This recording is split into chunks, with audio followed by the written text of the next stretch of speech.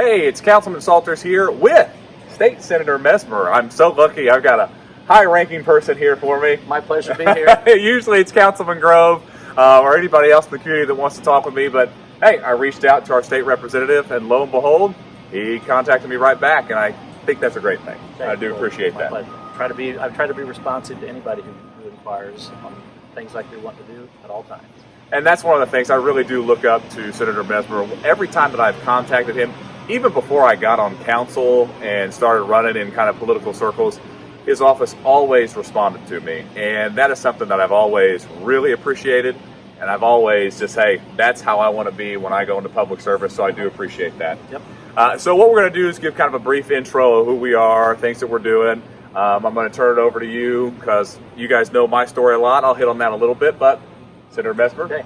Well, my background is I'm from Jasper, born and raised here, run a business here with my two brothers. We have a plumbing and heating contracting business. My state Senate district covers the Vincennes and South Knox school districts in Knox County, the north half of Gibson County, all of Pike County, most of DuBois County, all of Spencer County, and about half of Warwick County. So I'm spread out a pretty big area. Been representing this area in the Senate district since 2014, and appreciate the opportunity to do what I can to help build the region. Yeah, and that's one of the things that's really neat about the region. The region's really blossoming right now. There's a lot of great things going on in Indiana, but right here in our little slice of southern Indiana, there's a lot of neat things that are happening. There are. I'm really proud to see what Vincennes has done in their downtown redevelopment and their incubator space that they're working on with the Pantheon. Business development theater, I think is what, and we've got the same kind of thing at the Huntingburg current blend facility. The downtown revitalization that Vincennes, Jasper, Huntingburg, Washington have all done to reinvigorate their downtown business sectors is really a model that should be copied and looked at as a great way to help build communities from internal. And in discussions that I've had with you and others around, I know like a lot of focus is just that community business and getting businesses back into those areas and getting your communities thriving, because people always like, oh, back in the day we really are at a good spot where businesses are coming back, people are wanting to move here, there's jobs all around. Right. I mean, we're really in a good time period here in southern Indiana. Absolutely. I think the biggest focus we've worked on the last few years and really continue to need to focus on is making our communities a great place to live, work, and raise a family, have young people want to come back to those communities. And when I look at what's happening in the communities throughout southern Indiana, I see exactly that. I mean, the strong presence of the hospital in Vincennes and Jasper with their internships that they're working on through the IU Med Center. I mean, things that are actually making the community a better place to live has been a long-term focus, and we're really seeing the fruit of that result. And you're starting to see it's that buzzword quality of life thing. Because where it used to be a couple decades ago where people would look, where were the specific businesses or jobs were at, people now are looking at, well, what little things do they have to do, or what kind of little niche items do I have? They kind of might go to that and then find the job after that. So it's a completely different mindset than what people had before. The current workforce, I mean, in the jobs of the 21st century, you really pick the place you want to live, as a first thought now rather than a second thought. And with technology, you can pretty much, you can have your place of employment be, one place and live another and make that work. Rural broadband development has been a big initiative of mine, and finally this past year we should start to see some better success in that of getting broadband out into our rural communities. Another big need in Southwest Indiana, but look forward to seeing that take root and really be successful. And that's one of the things too you see with like Vincennes and Jasper, a lot of our smaller communities in the southern Indiana sector, is it's not one of those questions where, well, what do you need to do for us government-wise? You're seeing people in government now asking the question. I think this is a big change in things. What can we do for you? That's right. What do we need to do to better things here?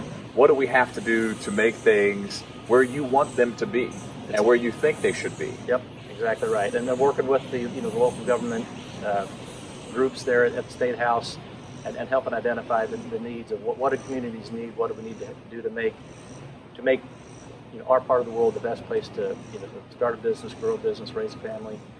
What policy do we need to have in place to make that happen the best, and that's been a big goal of mine, from my first day in office. And I know too, like when I'm thinking about like the city of Vincennes, it's not like it's a huge city, but you've got these different sectors and different sections that, there's these different needs for each part of them. When you talk about Southern Indiana, there's there's a lot of different things that are going on. Right.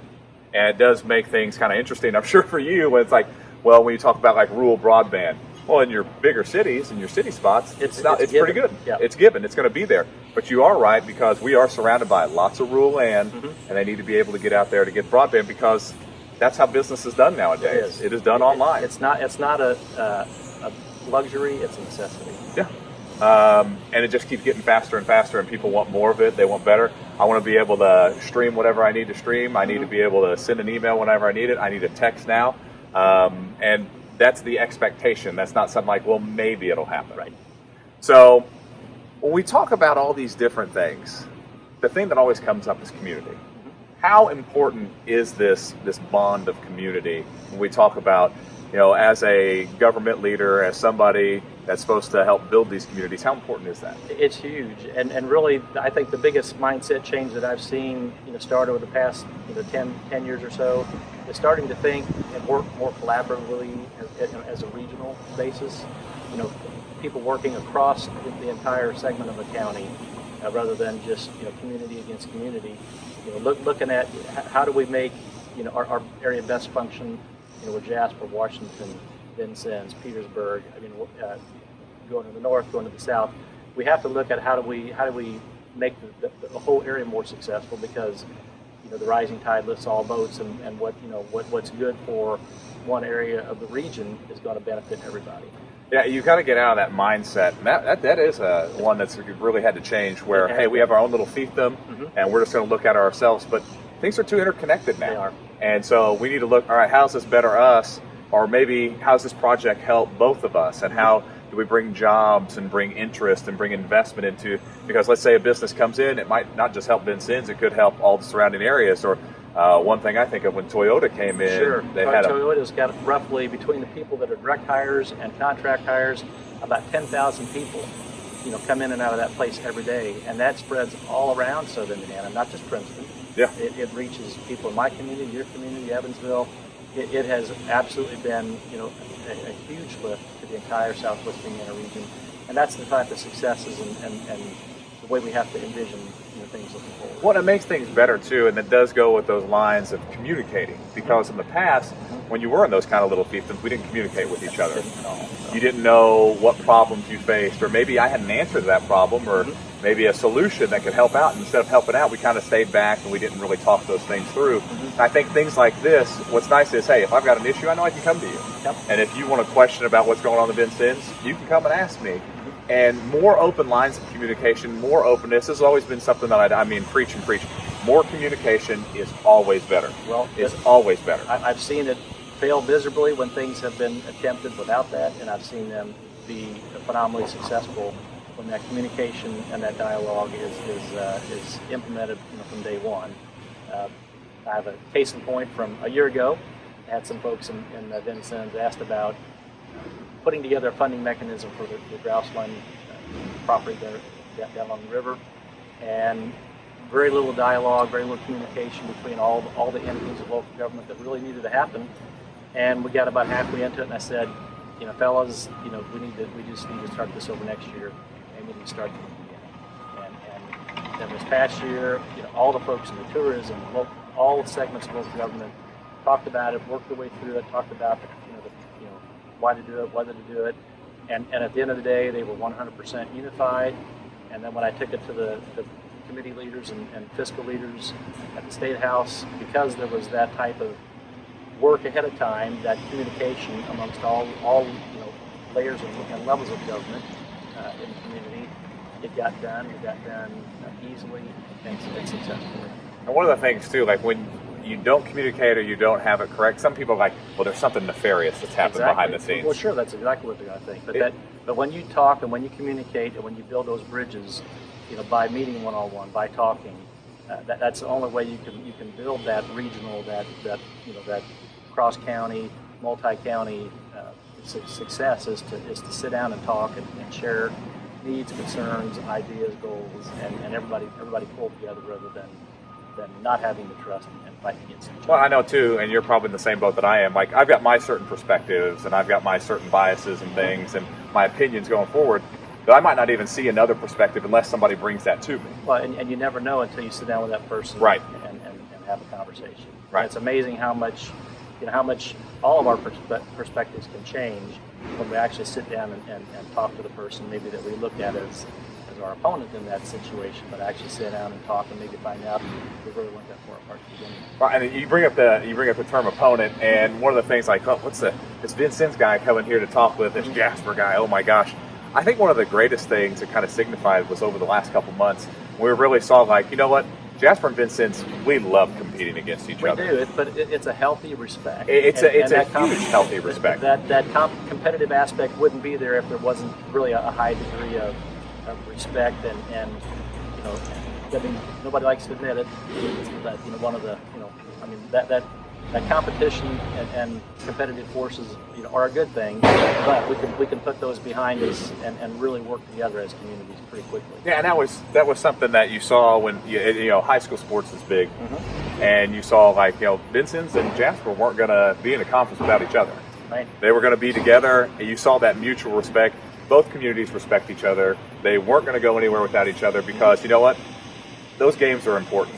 I mean, some of the things in my high school days when I played, those are some of my best memories, and now coaching with my brother, those are still some of my best memories. Our kids always look forward to those games. I know it's the same thing here. Absolutely. And there's that mutual respect too. One of the people that's really inspired me, he's going to be the assistant superintendent, Glenn Beekline. He taught at Lincoln when I was a student. He's the reason that I got into government, got into education. He's the one that gave me the inspiration to go into econ, go into history, go and study government, and then lo and behold, I start teaching that, then I had more of an interest, and I ran for a local office. A lot of that has to do with the man that's right here in Jasper. Right. So there's a lot of connections. I know my brother's the same way. I know you've got connections in Vincent's. So like this little mythos that, boy, they hate each other. It's more of, we really respect each other, and we want to compete at a healthy level. Yes. And it's one thing that I know everybody here looks forward to, and everybody in Vincennes looks forward to. Absolutely. A lot of fun. It is a lot of fun. I just want to conclude, thank you so much for being open and willing to do this. Like I said before, State Senator Messmer, he's always willing to respond. If you've got a question, he is going to respond to it. He's going to answer it, and keep that state government open. And I do appreciate that, because that's just something that I feel is so very important. I mean, it's great that you were able to do this today. The state government can be a great partner in what's happening locally, as long as we know what each other's needs and priorities are, and we work together to get there. Well, I appreciate it. Thank you very much. My pleasure. Thank you. That was good.